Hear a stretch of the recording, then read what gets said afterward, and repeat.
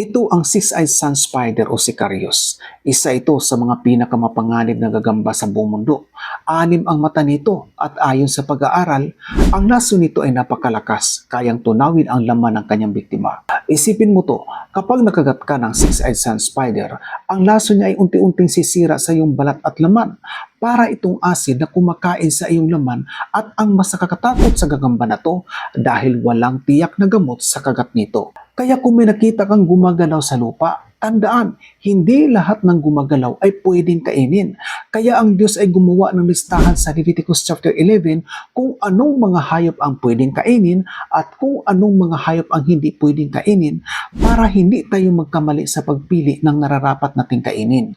At yung pagsunod sa kanyang utos ay hindi lang yan para sa ating kapakanan, kundi tanda din yan ng ating pagpapasakop at pagkilala bilang siya ang Panginoon at Diyos ng ating buhay.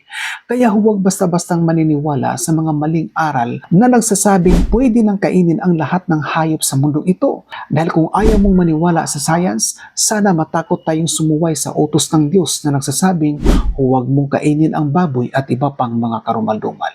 Kaya mag-ingat sa kinakain at mas lalong mag-ingat sa mga nilalang na hindi mo kilala dahil hindi lahat ng maliit ay mahina.